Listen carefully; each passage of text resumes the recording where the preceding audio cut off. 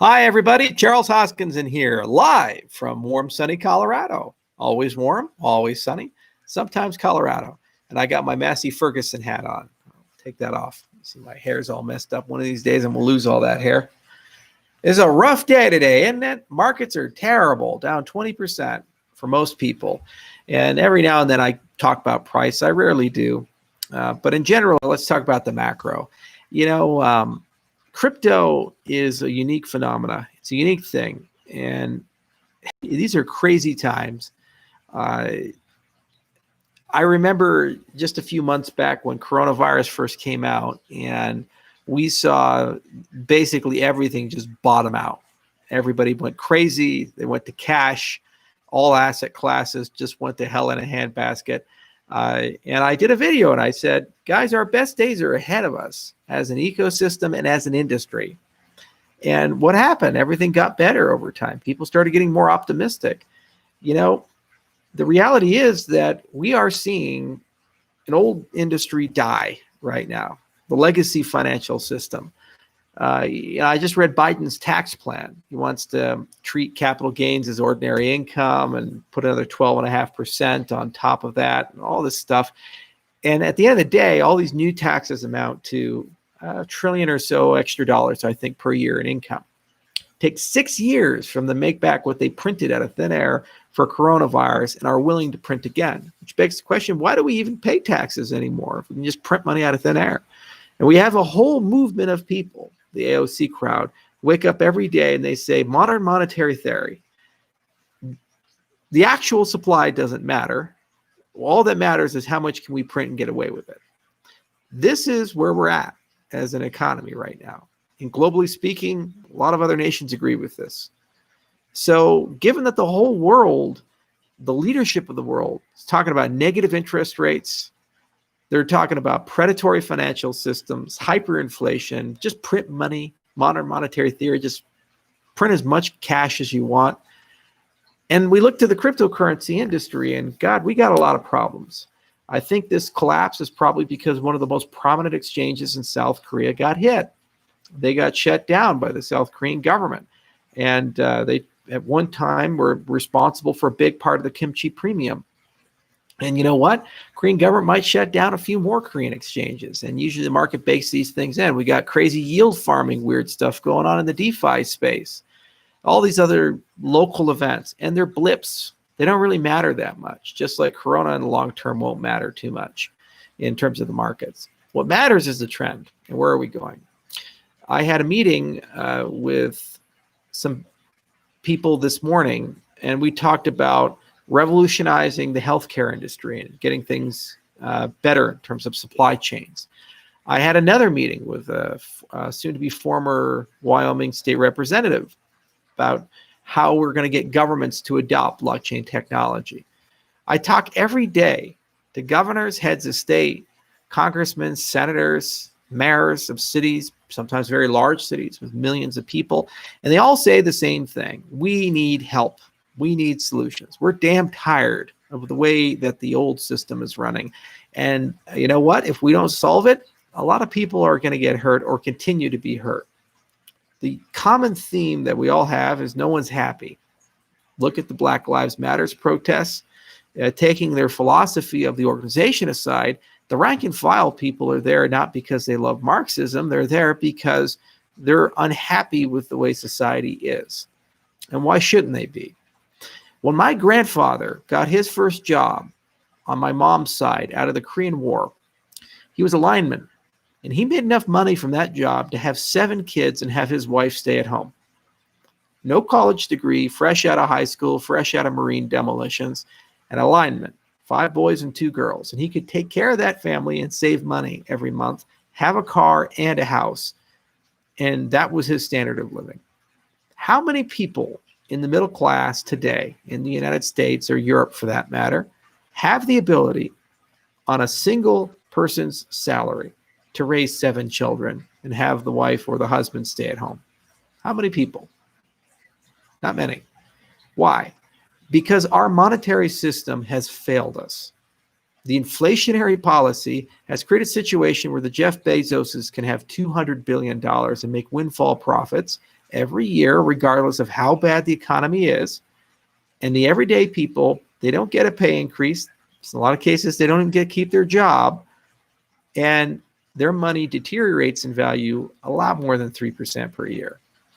Our industry has principles in that we worship the math and the protocols and the stable monetary policy, these types of things. And as corrupt as some of the exchanges can be and some of the bad actors are, all movements suffer from these warts, and they're finite and temporary. You run out of them at some point. Self-regulation kicks in or standards kick in, and these bad actors flush out. And what's left behind is a crucible that contains the truth of the matter, which is we're going to win as an industry. There's just no doubt in my mind. You have bad days in the market, you have damn good days in the market. You get addicted to the good ones and you hate the bad ones, but at the end of the day, it's only going in one direction, which is crypto is going to eat the world. Every voting system, every property registration system, every monetary system in the next 25 to 50 years is going to be running on the tech we build and others build, and running with the principles of power to the edges. This is the great challenge of our time, to do it in a way that it's fair, transparent, open, and doesn't allow a government to co-opt it. There's going to be a lot of fights here. The least of our concerns and matters are a red day. And every now and then I like making these videos to remind people why I'm here and why you should be here too. As toxic as the trolls can be and these other people can be, none of them really matter. Markets don't really matter. What matters are the principles and the purpose behind what we do. And you have to ask yourself, are you happy with the way that society is? Are you happy with the money in your pocket? Are you happy with the political leadership representing your nations? Are you happy with your future? And do you honestly believe if we keep doing the things that we did and continue to do, that the future is going to be better? Or do you think it's going to be worse or stagnant? I think too many people have woken up and they realize that if we continue doing the things that we do, the future is going to be a bad place. And they don't want that to happen. And so we're voting with our wallets, we're voting with our feet, and we as a collective industry are waking up and figuring out how to build something better. And there's some good days and bad days along the way. Today's a bad one, but there are going to be good days tomorrow. Just like I told you back when Corona made everything go into free fall. And I told you before, and I warned you about with ICO mania. We're in a DeFi bubble right now. There's no doubt in my mind about that. I saw it in 2017 with ICO mania. I see it here. And there's probably going to be worse days ahead in that respect. But the trend is always the same, and never forget that. And never forget that real people are actually adopting these systems and using them. And every day we see more and more, and every day that movement grows. And what's so humbling is that I know a lot of you are here with me. It used to be a pretty lonely space to be in a few years back. You know, the conferences, they didn't have many people. My first Bitcoin meetup group in 2011 in Colorado was at the Gypsy House Cafe. I think I was 13th and Pearl over in Capitol Hill in Denver. And I registered for the event. I showed up. 2 people registered, myself and another guy. And the other guy didn't show up. So I had coffee with myself.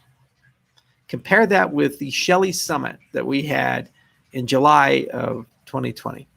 10,000 attendees. 10,000 from all across the world. Compare that to where we are at today.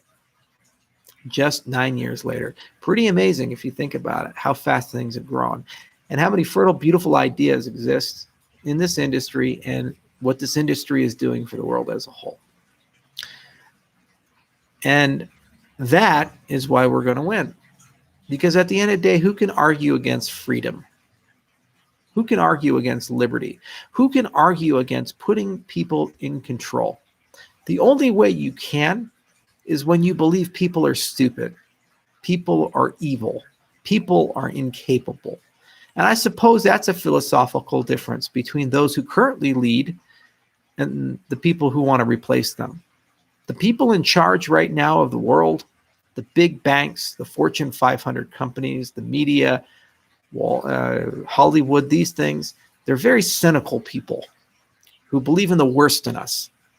They look at everyday people with disdain and disgust and say, these people, if left to their own devices, will be chaos. These people, if left to govern themselves, will burn everything to the ground and destroy everything.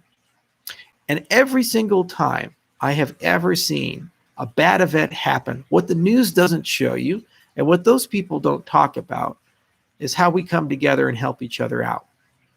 Someone gets injured in the streets, more often than not, people show up and help them. If people need a helping hand, someone always shows up more often than not.